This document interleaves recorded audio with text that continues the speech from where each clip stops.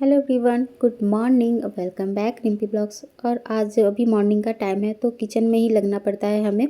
सुबह फ्रेश होके थोड़ा अपने आप को टाइम देने के बाद किचन में आ जाती हूँ। तो यहाँ पर शेला का तो लंच बन चुका था। यहाँ श्री का लंच मैंने बना रही थी और श्री को देने की जगह मैंने यहाँ शक्कर डालकर और पराठे बनाए हैं जो गुड़ के होते हैं और खाने में भी टेस्टी लगते हैं। तो ये तो शेला तो चीनी के पराठे नहीं ले जाती, वो सब्ज़ी रोटी लेके जाती है। लेकिन श्री अभी छोटी है तो उसे ना इसी टाइप के लंच मुझे बनाने पड़ते हैं। मतलब उसके लिए अलग से बनाना ही होता है मुझे। तो कभी चीनी का पराठा हो गया, कभी चिल्ला हो गया, या कभी आलू के पराठे, पनीर के पराठे। तो इसी तरीके के का मुझे कुछ उसके लिए अलग से सोचना पड़ता है जो स्पाइसी भी ना हो और वो ईज़िली वे में खुद से खा सके। ऐसे तो हेल्पर होती है वहाँ पर, लेकिन हमें खुद से भी वो खा सके इसलिए इस टाइप से होता है ना कि पकड़ के वो खा लेती है। आलू का पराठा होता है तो उससे तो मैं तोड़ देती हूँ, लेकिन इस चीनी के पराठे को अगर मैं तोड़ूंगी ना तो उसमें से सारा वो बह जाएगा। और चीनी की जगह जो गुड़ का टेस्ट होता है वो ऐसे भी बहुत अच्छा लगता है। और श्री को तो मीठा बहुत पसंद है। तो यहाँ पर दोनों बच्चों का लंच रेडी हो गया था। फ्रूट भी देना होता है साथ में। तो आज वो लोग ना मक्का जो था ना उसको बॉइल करके बोले थे कि दे देना। तो यहाँ पर बच्चे अभी वैन का इंतज़ार कर रहे थे बच्चे। तो मैं यहाँ पर थोड़े से बर्तन थे तो मैंने सोचा चलो बर्तनों को पहले निपटा देती हूँ, किचन क्लीन कर देती हूँ, क्योंकि सब्ज़ी रोटी बन चुकी थी और ये भी सुबह जल्दी निकल जाएंगे।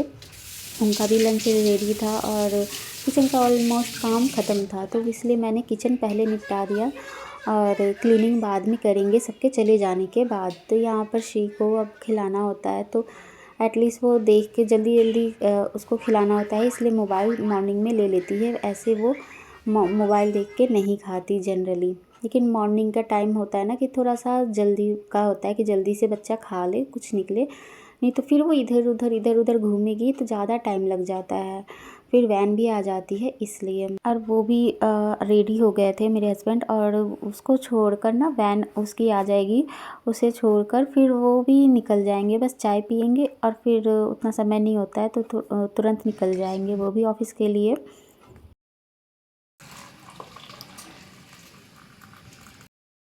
आज मेरा रूटीन है कि मैं काम करने के बाद ही नहाऊंगी। पूरा मतलब जैसे कि थोड़े से ना गंदगी वाले काम है, इसलिए मैं थोड़ा सा लेट से नहाऊंगी। तो यहाँ पर चाय पीकर वो निकल गए थे। उसके बाद फिर मैं आ गई थी। यहाँ पर थोड़ी देर हो चुका था, थोड़ी देर बैठी थी। उसके बाद यहाँ पर मैं ले रही थी अपनी आंवला जूस था, उसमें गाजर भी था मिक्स, तो वो नमक डाल के मैं ले रही थी।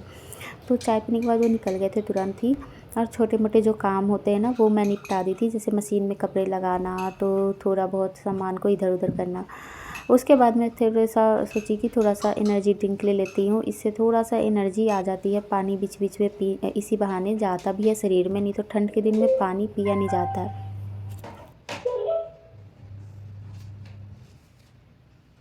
और आज मैं टीवी नहीं ऑन कर रही थी तो मोबाइल से ही ना गाने लगा लूँगी। और ये स्पीकर था तो इससे आप स्पीकर अपने अनुसार, मतलब ज़्यादा तेज़ नहीं, नॉर्मल आप वॉल्यूम में भी मतलब सुन सकते हैं। तो ये मैं आज यूज़ कर रही थी, बच्चों के लिए था गिफ्टेड, लेकिन मेरे भी काम आ जाता है। काम करने में ना जैसे ही गाना सुनते रहो या फिर किसी से फ़ोन पे बात करते रहो तो काम करते रहो, पता भी नहीं चलता है और आपको फील भी नहीं होता है कि आपने मेहनत की। तो बस काम में मज़ा आता है। मेरी तो सुबह शुरू से आदत है, मतलब कि जब मेरी शादी नहीं हुई थी तब भी मैं जैसे कि घर की क्लीनिंग करती थी तो मैं गाना ज़रूर लगा लेती थी टीवी में, और उसके बाद ही मैं करती थी। तो बस मेरी आदत है, गाना सुनना ऐसे भी पसंद आता है मुझे, और ज़्यादातर मैं पुराने गाना सुनना पसंद करती हूँ। यहाँ पर सारे सोफ़ा कवर सब चीज़ों को हटा दिया और साथ के साथ ही क्लीनिंग स्टार्ट कर दिया। दरी को बाहर मैंने रख दिया था क्योंकि वो फर्श पे रहता है तो ऑलरेडी वो ठंडा हो जाता है रात भर में। तो जब तक मैं क्लीनिंग करूँगी तब तक वो धूप लगेगा और वो थोड़ा सा गर्म हो जाएगा। उसके बाद फिर जब मैं पोछा लगा लूँगी ना उसके बाद दरी को बिछा दूँगी वापस से। तो अभी मैं सोफ़ा को थोड़ा सा क्लीन कर दूँ, ब्रश से कर रही हूँ। तो थोड़ा सा क्या होता है ना कि ठंड का मौसम है ना तो और ज़्यादा चिपक जाता है गंदगी। और यहाँ पर फिर मैं कर्टन को भी ना थोड़े से ब्रश की सहायता से इसको झाड़ दूँगी। बीच बीच में जो ब्रश होता है ना वो कर्टन को भी मैं साफ़ कर देती हूँ, जिससे मुझे जल्दी जल्दी मशीन में ना पर्दे को वॉश नहीं करना पड़ता, जैसे कि थोड़ा टाइम आपको मिल जाता है क्लीन हो जाने के बाद। और रूम फ्रेशनर भी कर्टन पे लगा दिया था कि जैसे कर्टन पे लगा रहता है ना तो बहुत देर तक स्मेल बनी रहती है, शाम तक आपका ना रहेगा, धीमी धीमी खुशबू आती रहेगी। तो इसलिए कर्टन पर लगा दिया था। और उसके बाद यहाँ पर ऊपर का था जो शो पीस, तो उसको भी मैंने साफ़ कर दिया और फिर दोबारा से सोफ़ा को एडजस्ट कर दिया। अब बीच बीच में ना दाल पकने के लिए रखा था, लेकिन ना फिर चावल फिर पकने के लिए रख दिया था। तो मैं ऑलमोस्ट दोपहर को ना दाल चावल ज़रूर बनाती हूँ कि इजी वे में ना बच्चे खा लेते हैं, अभी छोटे हैं तो उनको दाल ज़रूर खिलाना पड़ता है। तो इस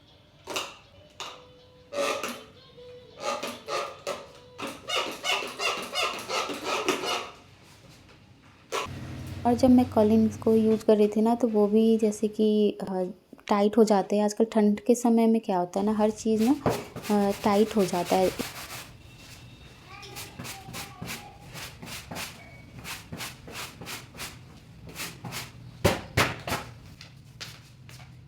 और यहाँ पर मैं जब क्लीनिंग कर रही थी तो मशीन भी कपड़े धुल चुका था और आवाज़ आ रही थी, तो बस मैंने सोचा चलो कपड़े भी फैला देते हैं क्योंकि धूप तो ज़्यादा देर रहती नहीं है, तो कपड़े फैल जाएंगे फिर स्टार्ट करते हैं अपनी क्लीनिंग को।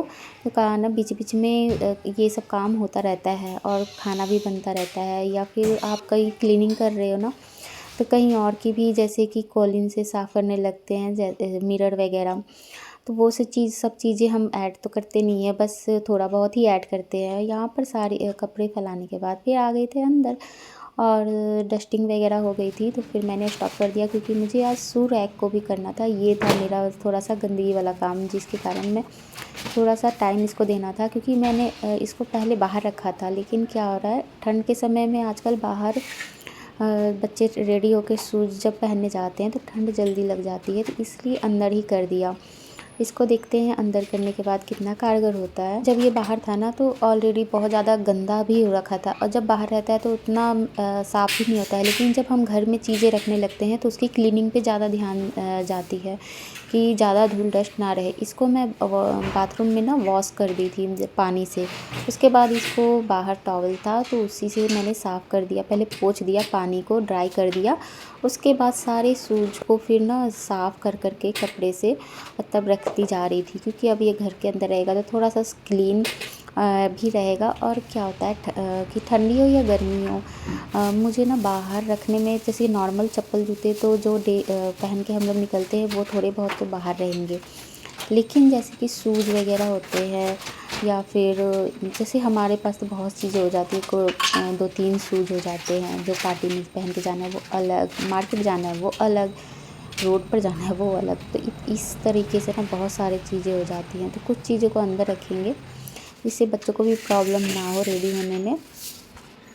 और सारी जगह झाड़ू पोछा हो चुका था, बस यहाँ पर ये गली था ना, इसमें मैंने सोचा कि क्लीनिंग जो कर लूँगी ना शू रैक की, तब मैं यहाँ पर फिर साफ़ कर दूँगी। तो बस यहाँ पे फिर क्लीनिंग बाकी रह गई, तो यहाँ पर झाड़ू और पोछा करने के जब साफ़ हो गया तो सच में शू रैक अच्छा लग रहा था, मतलब क्लीन लग रहा था, ठीक लग रहा था। और उसके बाद फिर मुझे बाथरूम की क्लीनिंग करने जाना था। लास्ट में सारे रूम को साफ़ सफाई हो गई थी, अब आ गया था बाथरूम का समय। तो यहाँ पर ना थोड़ी देर के लिए लाइट भी चली गई थी, और यहाँ पर बेसिन को मैंने डाल दिया था हार्पिक, और उससे थोड़ा सा क्लीन तो सर्फ से भी हो जाता है, लेकिन हार्पिक से ना वही चमक सा जाता है, तो बीच बीच में हार्पिक डाल के वॉश कर लेती हूँ। ऐसे बेसिन तो होता है तो डेली वेज में ही साफ़ करना पड़ता है, क्योंकि हम डेली यूज़ करते हैं, फिर उस तरीके से गंदे हम छोड़ नहीं सकते। नहाने के पहले एक रूटीन ज़रूर फॉलो करना चाहिए कि हमें बाथरूम को वॉश ज़रूर करना चाहिए। इसी के साथ आज का ब्लॉग यहीं एंड करूँगी। मिलते हैं आपसे फिर से एक नए वीडियो में।